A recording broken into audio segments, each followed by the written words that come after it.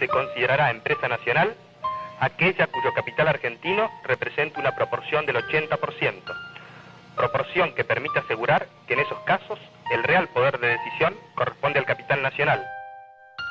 Tenemos una revolución que realizar, pero para que ella sea válida, ha de ser de reconstrucción pacífica y sin que cueste la vida de un solo argentino.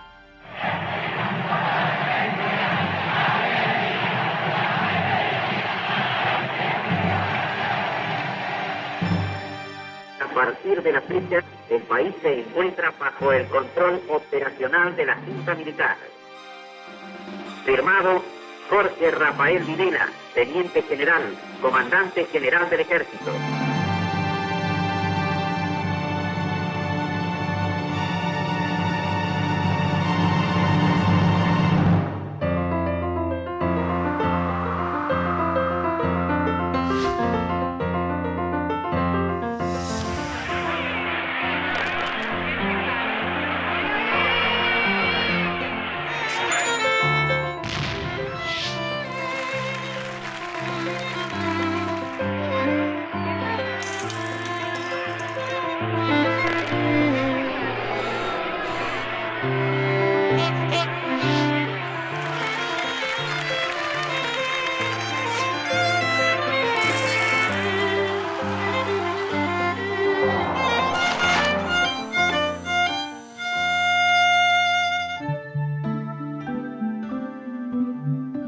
Marcelo, tenemos que preparar las clases sobre este periodo tan importante de la economía argentina que arranca a mediados de la década del 70. Y mire que hemos hablado veces de este tema, usted en sus cátedras, yo en la mía. Y creo que la forma de abordar un tema, cuando uno ha hablado muchas veces sobre él, es hacerlo siempre como si fuera la primera vez. Y entonces arrancamos con este periodo extraordinario de la década del 70, que en el mundo se producen una serie de cambios muy importantes porque el estado de bienestar, las políticas de posguerra, de expansión, habían ido acrecentando la puja distributiva, presionando el déficit fiscal, provocando un aumento del nivel de precios, una cierta tensión social por ese motivo, y aparece desde luego la crisis del petróleo. En el 73. Claro, que provoca un aumento muy fuerte del petróleo.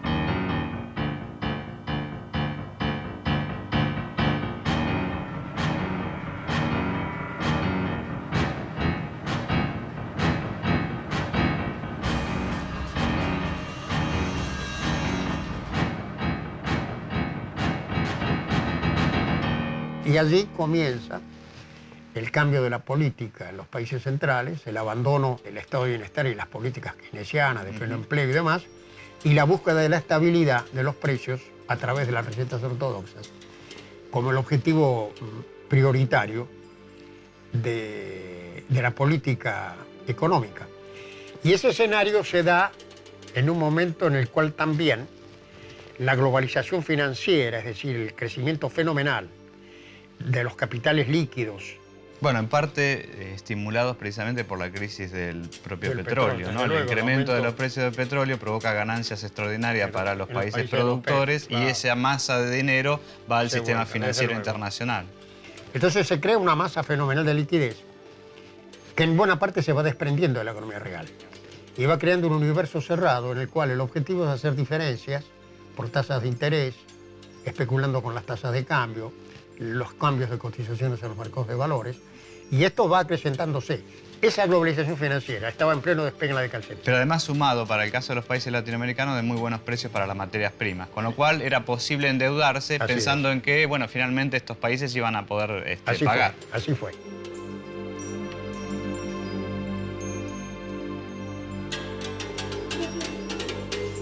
Profesor, Sí. le quería hacer una consulta.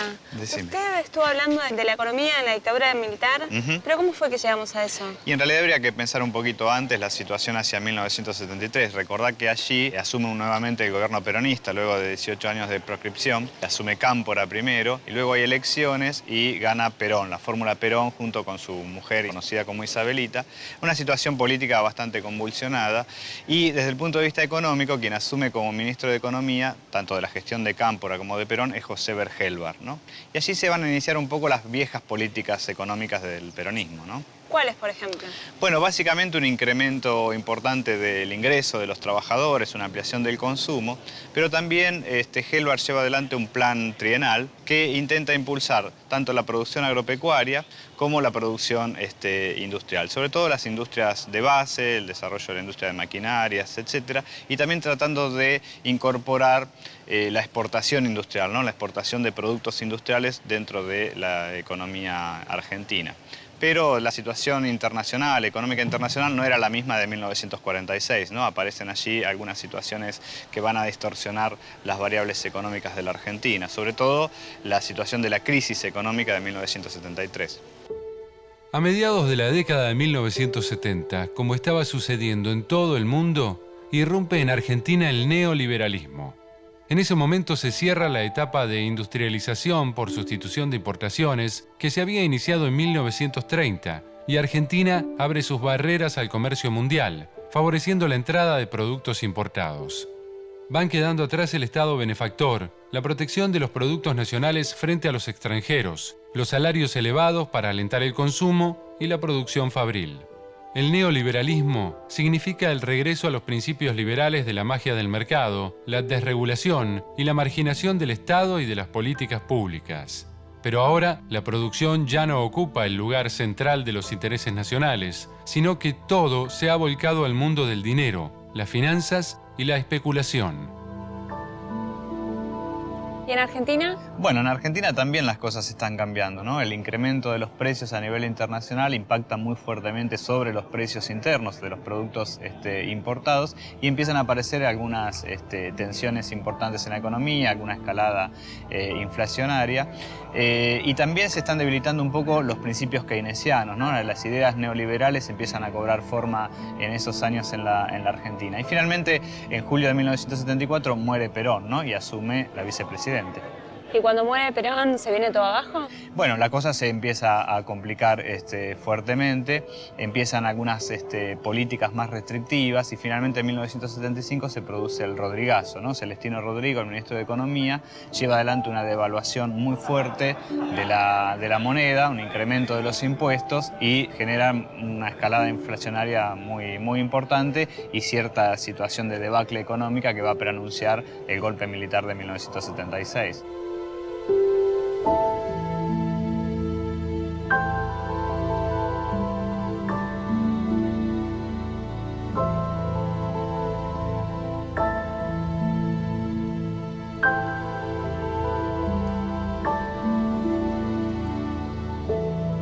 Esa fase tan importante del escenario internacional, donde los intereses financieros estaban presionando en los países de la periferia, nosotros vivíamos en una situación política muy compleja, muy difícil, con aumento de la tensión, de la violencia. Durante el tercer gobierno peronista. Exactamente, y termina con el golpe de Estado del 76, donde el gobierno de facto adopta una serie de medidas que abren incondicionalmente la economía, sobre todo el sector financiero argentino, la especulación financiera, utiliza una política cambiaria que lleva a una fuerte apreciación del tipo de cambio, a la destrucción de la competitividad de la industria y a un proceso de desindustrialización, aumento del desempleo, tensiones sociales en el marco de la represión. Comunica a la población que a partir de la fecha el país se encuentra bajo el control operacional de la Junta Militar. Se recomienda a todos los habitantes el estricto acatamiento a las disposiciones y directivas que emanen de autoridad militar, de seguridad o policial, así como extremar el cuidado en evitar acciones y actitudes individuales o de grupo que puedan exigir la intervención drástica del personal en operaciones. Firmado Jorge Rafael Videla, Teniente General, Comandante General del Ejército. Y en esas circunstancias, ¿cómo reaccionaron los intelectuales vinculados al campo económico frente a la política económica neoliberal que se imponía desde la dictadura? Bueno, los que simpatizaban con esa orientación de la política económica reaccionaron positivamente. En el campo de la heterodoxia, en el campo nacional, entre el cual yo me incluía como uno de los que opinaba continuamente sobre las circunstancias, el rechazo fue total, la crítica... Contemporáneo, en ese mismo momento. En el mismo momento, en plena dictadura, claro. un grupo de economistas señalamos cuáles eran las consecuencias profundamente regresivas y antinacionales y las consecuencias que iba a tener el campo económico y social. En el más largo plazo. En el más largo plazo, lo cual configura un cuadro realmente dramático de circunstancias de terrorismo de Estado, destrucción de la industria, la guerra y la derrota de Malvinas, que determina realmente un proceso de alienación de la conducción militar de la época, con consecuencias que fueron realmente terribles, ¿no?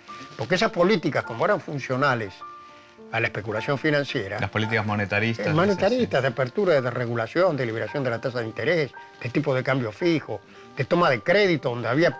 Los bancos no sabían qué hacer con la plata, los bancos internacionales buscaban clientes. Y entonces, cualesquiera fueran las políticas, aunque fueran irracionales, y llevaran al desastre, había plata para cualquier cosa. Entonces... digamos, los que estaban vinculados a ese escenario aplaudían la política, pero desde una perspectiva objetiva y sobre todo una perspectiva del desarrollo del país y de la necesidad de fortalecer su potencial económico, su soberanía, su inclusión social, nos parecía un desastre y efectivamente lo dijimos en tiempos de la dictadura por todos los medios disponibles, que por cierto eran muy pocos.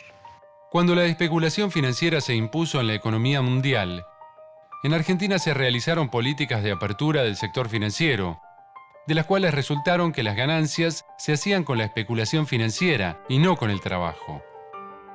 A esa vinculación de la política económica a los intereses de la especulación se la denominó patria financiera.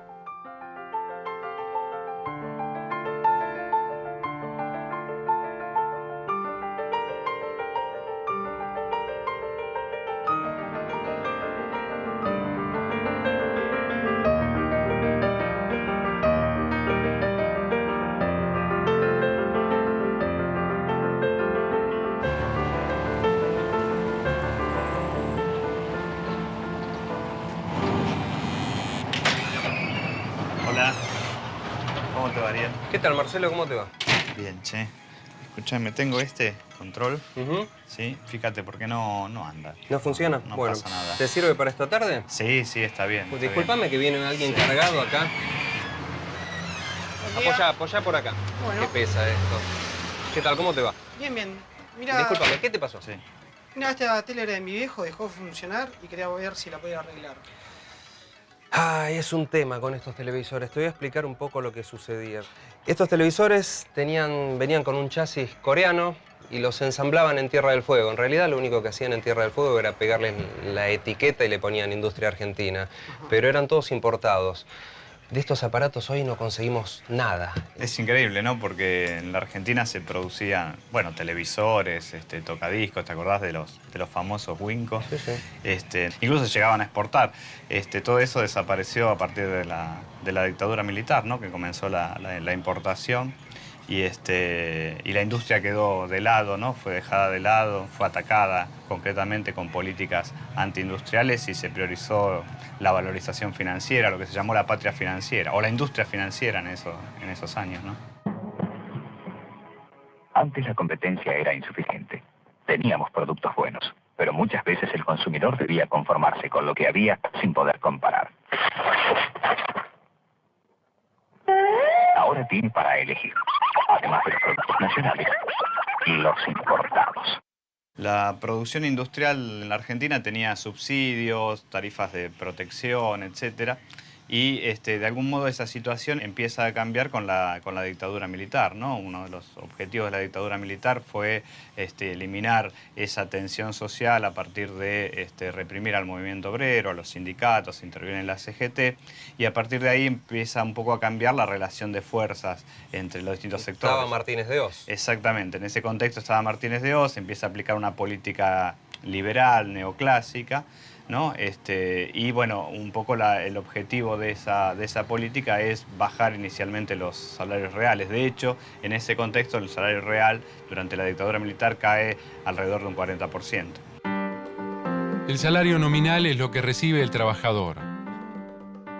Otro concepto es el salario real, que es el poder adquisitivo de ese salario.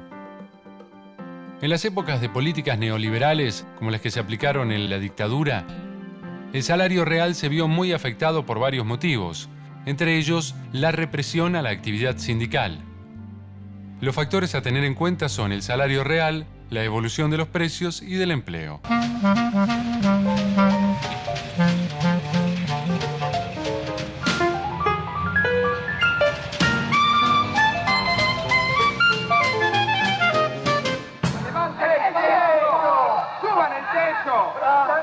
Levantar el techo.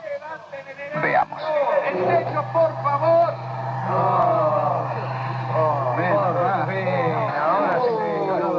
Inmediatamente se levantará el piso. Esto es mayor inflación. Todo quedaría como antes.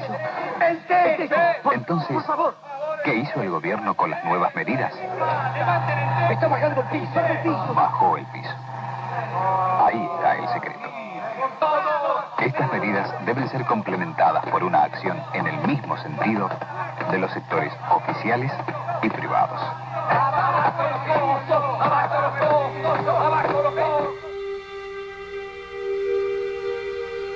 Hola, ¿qué tal, Juan Carlos? ¿Cómo estás? A partir de 1976, con los cambios en la política económica que se inicia con la gestión de Martínez de Hoz, la industria empieza a sufrir duramente el proceso de apertura y hay un inicio de una etapa que se podría considerar como desindustrialización, ¿no? ¿Cuáles son, a tu juicio, digamos, los elementos, los factores que llevan a este proceso de desindustrialización o a la crisis y quiebra de varias empresas industriales en la Argentina?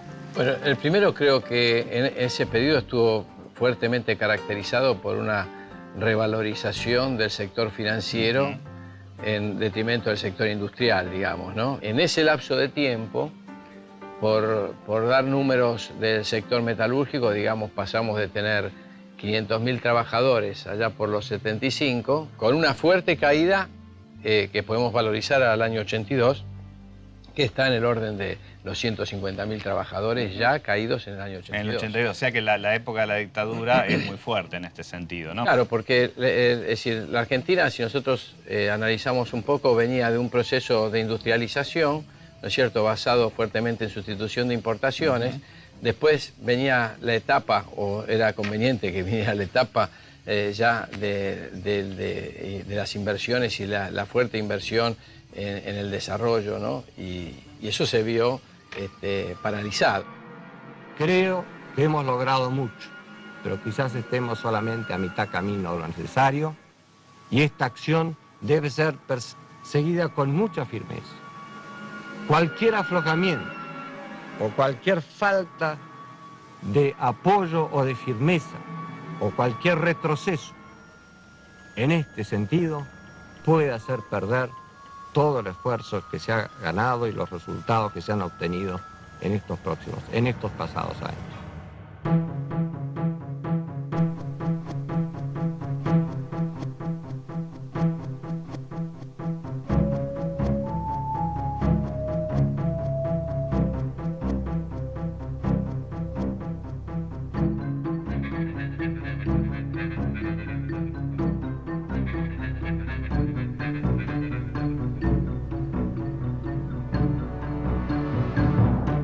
¿Cuál fue la respuesta de los empresarios frente a este cambio de circunstancias en el contexto de la dictadura militar, ¿no? Los más conservadores tuvieron mejores posibilidades, digamos, ¿no? Aquellos que no se endeudaban, querés decir. Claro, nosotros hemos perdido sectores industriales importantísimos. Y algunos no se perdieron por propias decisiones de algunos continuadores que después surgieron en los procesos de liquidación de esas empresas. Pero, digamos, estuvimos al borde de perder sectores sumamente importantes. Y otros, una gran destrucción de lo que es la cadena de valor de los metalúrgicos. Porque, digamos, el sector metalúrgico no es que una empresa hace absolutamente todo. Es una cadena que trabaja, bueno, el sector automotriz, el sector de maquinaria agrícola tiene sus partistas, ¿no es cierto? Entonces, este fue el desafío que algunos pudieron pasar. Pero hoy, digamos, tenemos 24.000 empresas y teníamos cerca de 100.000. Claro. La forma de evitar los fenómenos especulativos es a partir de reglas de la economía que no incentiven la especulación y que eviten crear esos espacios llamados burbujas financieras. las burbujas financieras no crean riqueza, sino una fantasía de crecimiento de valores que no se sustenta en la realidad. La respuesta frente a la especulación financiera debe ser fortalecer la economía real y el control de los capitales especulativos para reorientarlos desde la especulación hacia la producción.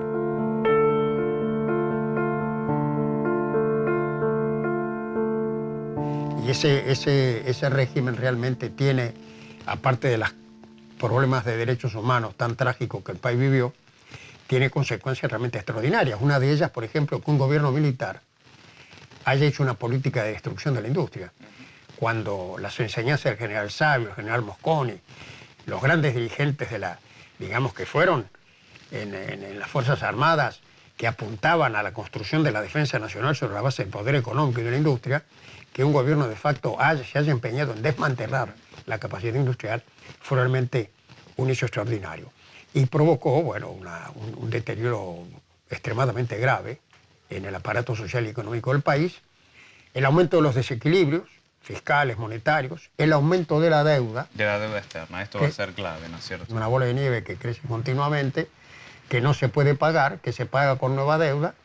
De allí surgió esa idea de que la política económica servía para los intereses de la especulación y no de la producción y del trabajo. Exacto, porque la rentabilidad más importante está precisamente en el sector financiero y ya no en el sector industrial o en las actividades productivas, ¿no? Entonces se cambia un poco la estructura de la economía argentina que había prevalecido desde los años 40, digamos, aquel proceso de industrialización por sustitución de importaciones tiene su cierre o su corte precisamente hacia 1976. Exactamente, el golpe del 76 marca, como usted señala, el fin de un periodo histórico que se abre en el 30, ¿no?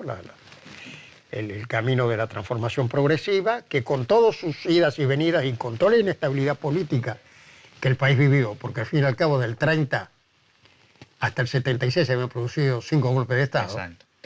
Y el del 76 fue el sexto. Es decir, en el marco, lo notable es que en el marco de la inestabilidad que caracterizó el periodo, sin embargo, la industria mantuvo un ritmo de crecimiento considerable. Y cierta equidad distributiva, finalmente, y cierta de equidad participación distributiva de los asalariados en el total del ingreso, con vaivenes, cambios importantes, pero el cambio fundamental va a partir de 1976. Digo, prácticamente los salarios reales caen un 30% a partir de 1976 y ahí se estabiliza en un nivel muy inferior respecto al periodo anterior. Desde luego. Revirtiendo las políticas sociales que sobre todo se habían producido bajo el primer gobierno del general Perón, con la participación sindical, la distribución del ingreso, las políticas sociales. Así que realmente el 76 marca y comienza una nueva etapa, que es el de la hegemonía neoliberal. Y acá se partió de la idea de que había que destruir al Estado y así terminamos. Con cuerpo y mente joven, siempre que acates decisiones, rol podrás actuar. La emergencia nacional